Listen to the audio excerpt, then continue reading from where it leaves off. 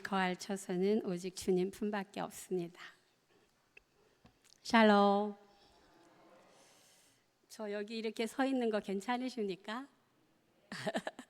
저는 항상 여기 서 있을 때마다 너무 제가 높고 성도님들과의 거리가 넓어서 여기가 참 좋겠다 그런 생각을 했었는데, 마침 오늘 제가 찬양 인도를 하게 돼서 목사님께 허락을 얻고 이 자리에 서서 성도님들께 하나님 말씀을 함께 나누고자 합니다. 저는 좋습니다. 허락하시면 계속해서 저는 수요일마다 여기 서서 하고 싶습니다. 얼굴을 이렇게 맞대어 보니 좋죠? 가도 가도 붉은 황토길, 숨막히는 더위뿐이더라. 낯선 친구 만나면 우리들 문둥이끼리 반갑다.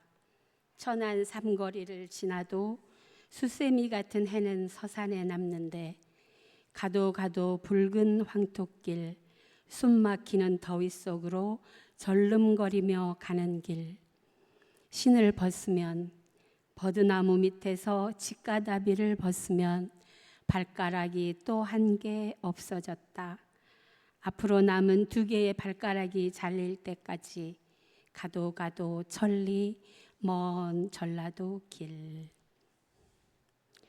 문둥병, 나병, 천형이라고 불리던 병, 한센병에 걸린 시인 한하운이 소록도로 가면서 쓴 시입니다. 가도 가도 끝이 없는 황토길을 가다 지쳐 잠깐 쉬려고 신발을 벗으면 그 사이 발가락이 또 한 개 떨어져 나갔다고 하고 있습니다. 문둥병은 이처럼 신체가 망가져 그 형체가 훼손되는 병입니다. 1980년대 초반까지만 해도 세상에서 가장 무지막지한 병 중 하나였던 이 문둥병이라고 불리던 한센병은 오늘 우리가 읽은 본문에 그 당시의 이스라엘 율법뿐만이 아니라 세계 모든 나라에서도 같은 취급을 받았습니다. 하늘의 저주를 받은 자에게 내리는 하늘의 형벌 또는 신이 내리는 신벌이라고 여겨 그들은 같은 하늘을 이고 살아서는 안 되는 존재들로 치부당하여 공동체에서 추방되거나 격리되거나 배제되었습니다. 그 병이 갖는 최악의 취약점은 신체의 손상입니다. 그리고 그 높은 강도의 전염성입니다. 때문에 그들을 바라보는 것만으로도 감당할 수 없는 공포로 몸을 떨게 만듭니다. 그 병에 걸린 사람을 둔 가족도 똑같은 죄인 취급을 당했는데, 왜냐하면 그 당시 사람들은 그 병이 유전인 줄 알았기 때문입니다. 그들에 대한 근거 없는 무시무시한 유언비어가 공공연히 떠돌아다니기도 했습니다. 문둥이가 아이를 잡아먹는다는 위협은 말 안 듣는 아이들을 잡돌이할 때 이용되기도 하던 시절이 있었습니다. 어떤 나라에서는 이 병에 걸리면 살아있는 상태에서 장례를 치르고 공동체에서 추방한다고 합니다. 13세기 유럽에서는 이들을 격리 수용하는 시설이 수만 개씩 세워졌다는 기록이 있는 것으로 보아 우리가 아는 것보다 사실은 이 병에 걸린 사람이 많았던 것 같습니다. 그들이 이토록 저주의 대상이 된 데는 그들의 몸의 변형 때문입니다. 진물이 나서 문드러지고 망가져가는 몸의 훼손을 보는 이는 공포와 저주를 자아내기에 충분합니다. 그래서 병자들은 마을 밖으로 쫓겨나 그곳에서 그들끼리 집단을 이루어 같은 상처를 가진 사람들끼리 연대하며 살았습니다. 소위 부정한 자들, 죄인들의 연합이었습니다. 이 무서운 질병이 오늘은 어떻게 되었는지 혹시 아십니까?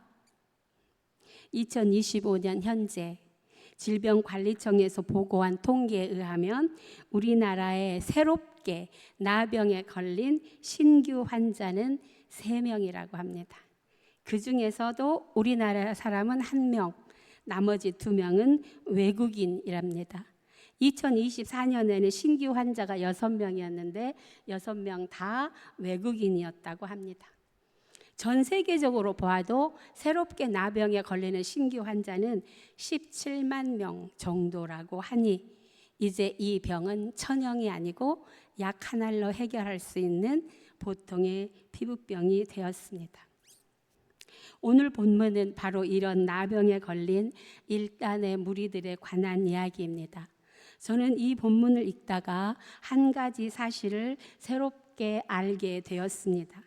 그 전에는 그냥 생각 없이 지나갔던 그 사실이 갑자기 불쑥 내 앞에 자신을 드러냈습니다. 17장 12절에 이렇게 쓰여 있습니다.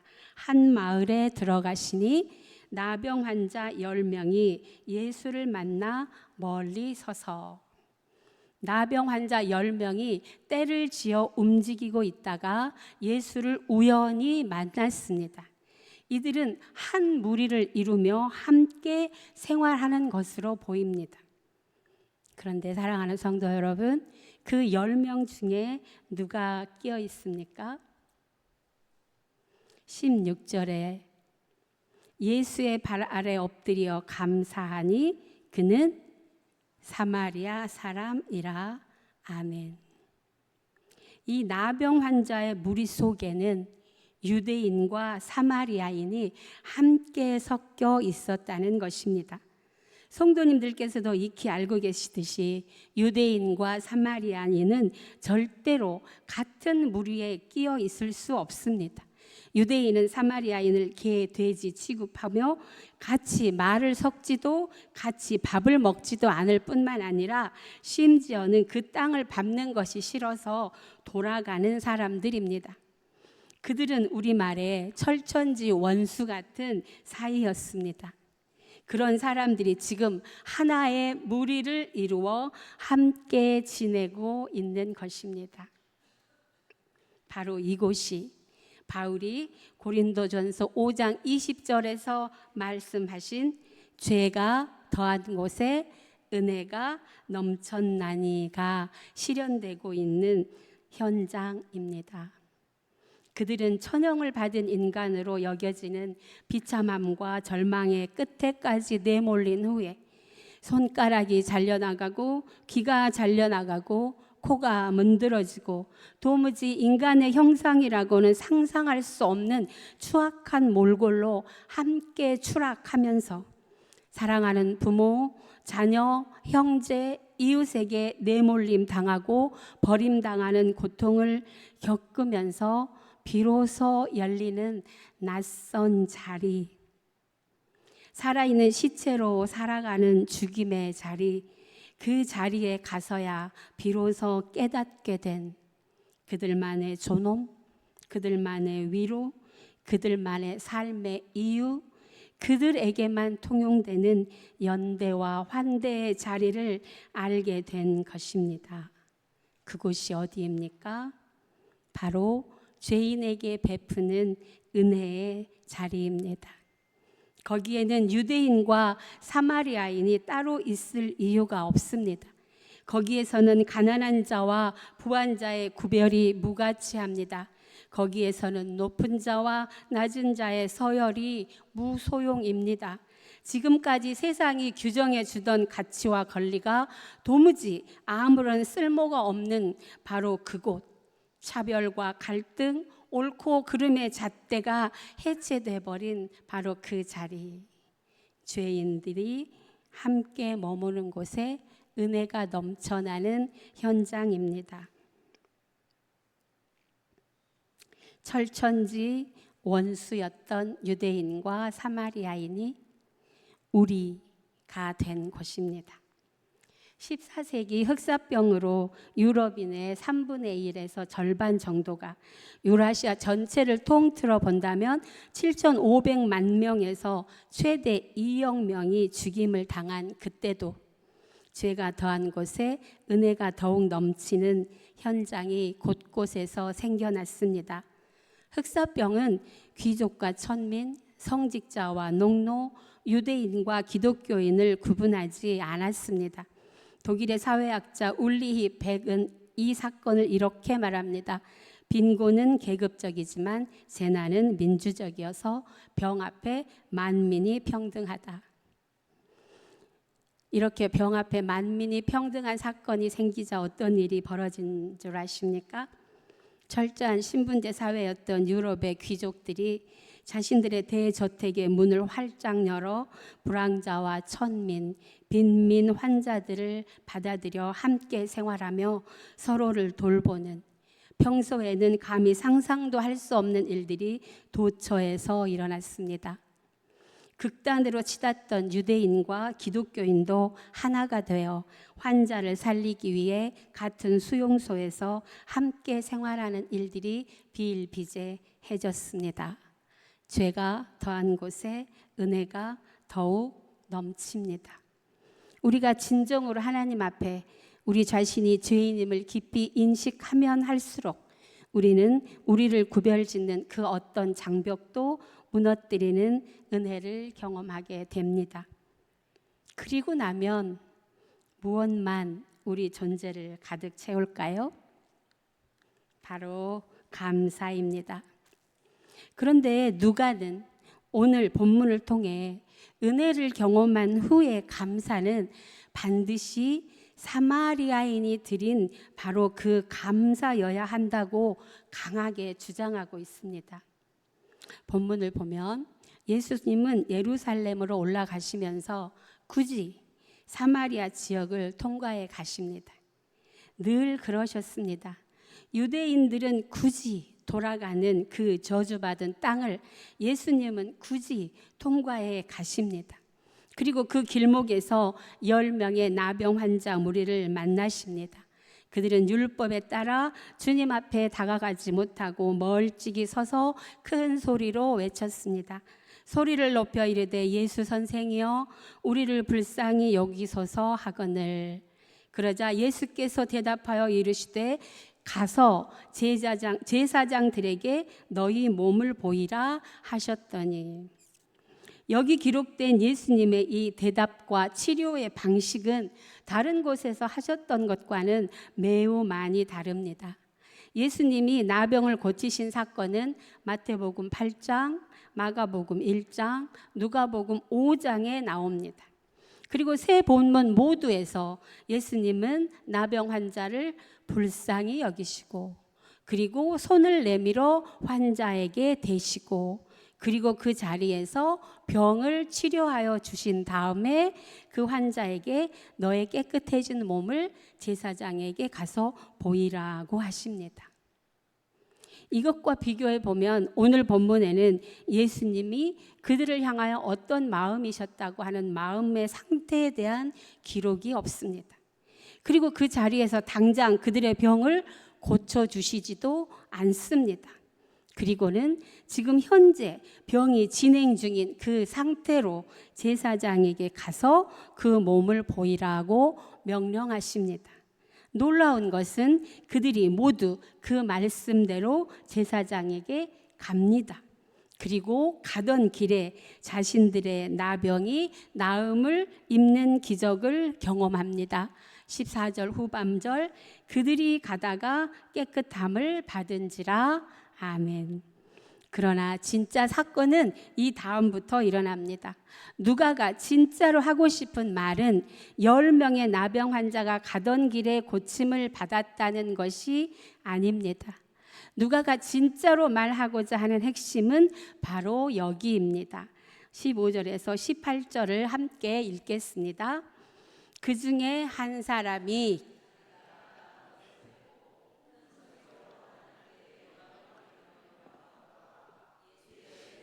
엎드려 감사하니 그는 사마리아 사람이라. 예수께서 대답하여 이르시되 10사람이 다 깨끗함을 받지 아니하였느냐? 그 9은 어디 있느냐? 에는 하나님께 영광을 돌리러 되돌아온 자가 없느냐 하시고. 아멘. 10명이 모두 길을 가고 있습니다. 의심 반, 기대 반, 뭐라 표현할 수 없는 흥분과 또는 회의, 설레이기도 하고 바보 같은 짓 같기도 하고, 그러나 혼자라면 중간에 포기할 수도 있을지 모르지만 10명이 함께 가는 길이니 마음속에서야 어떤 불안과 의심이 들더라도 무리와 함께 그 길을 걸어갑니다. 하나운 시인이 소록도로 가는 길에 일어난 것처럼 모래바람과 뜨거운 더위, 태양볕에 노출된 채로 거친 길을 가다 보면 가는 길에 손가락이 잘려나갔을 수도 발가락이 하나 떨어졌을 수도 있습니다. 그것은 특별할 것도 없는 그들의 일상이었습니다. 그러다 문득 어느 순간 자신의 몸이 온전해진 것을 발견합니다.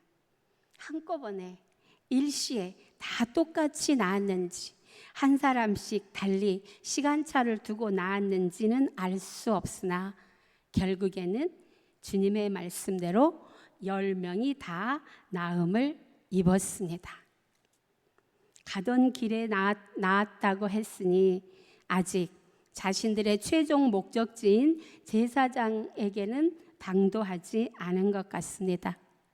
가서 제사장에게 너희 몸을 보이라는 그 말씀에 순종하여 여전히 문둥병자로 길을 가던 그들에게 일어난 이 기적.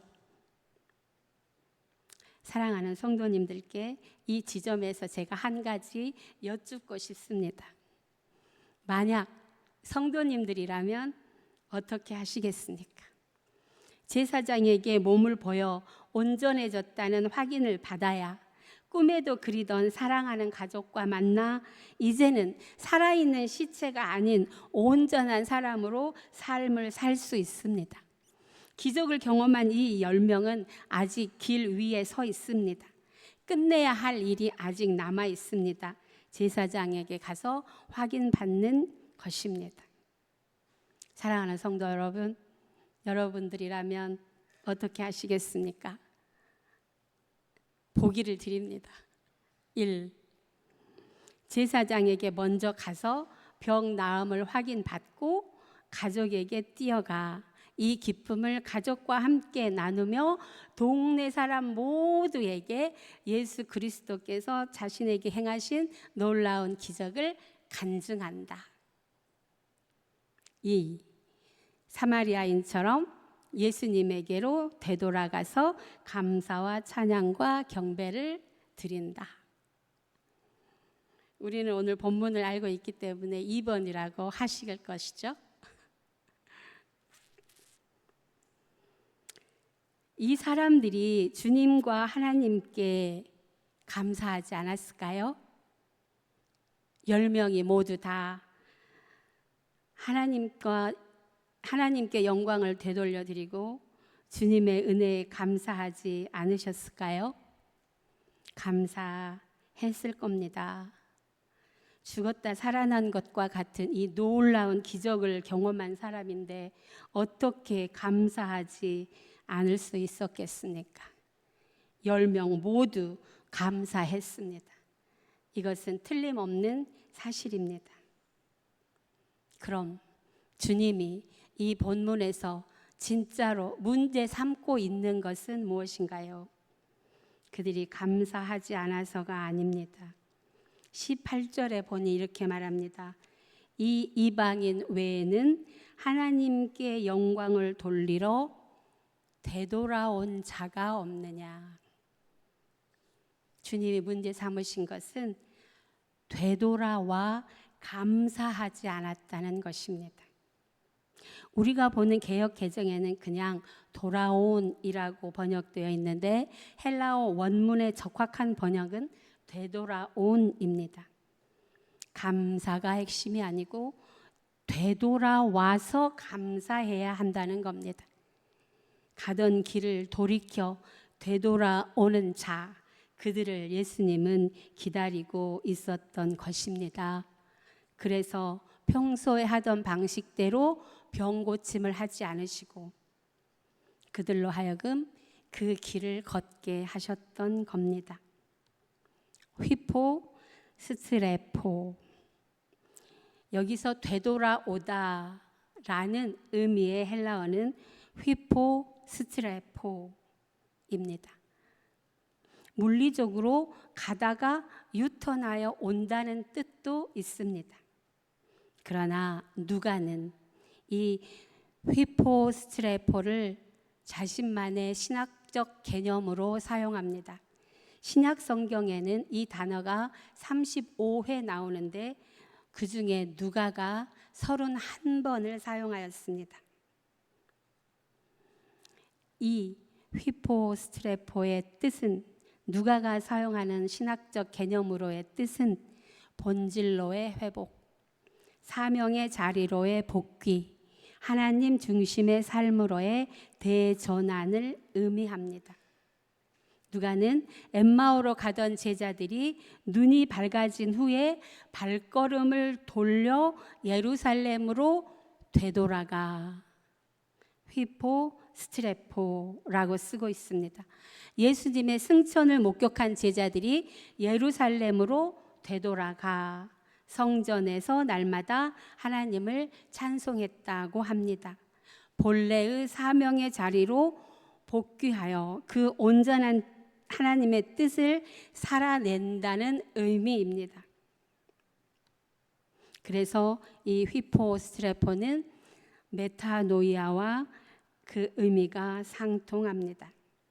사마리아인은 자신의 병이 나음을 보자마자 뛸 듯 기뻐하며 큰 소리로 하나님을 찬양하며 예수님께로 되돌아와 주님의 발 아래 굴복하여 그를 경배하며 감사하였습니다. 그리하여 마침내 그는 육신의 나병뿐만 아니라 영혼의 나병까지 치료함을 받았습니다. 구원을 받은 것입니다. 사실 그는 병으로 인해 신체가 손상된 것처럼 그의 영혼도 손상되었습니다. 절망, 무의미함, 무가치함, 원망, 배신으로 인한 아픔, 고통, 외로움, 단절로 인해 그의 영혼은 손상되어 가고 있었습니다. 주님, 예수님께서 베푸신 그 은혜로 인해 죽어가던 그는 새로운 생명의 자리, 은혜의 자리로 되돌아올 수 있었던 것입니다.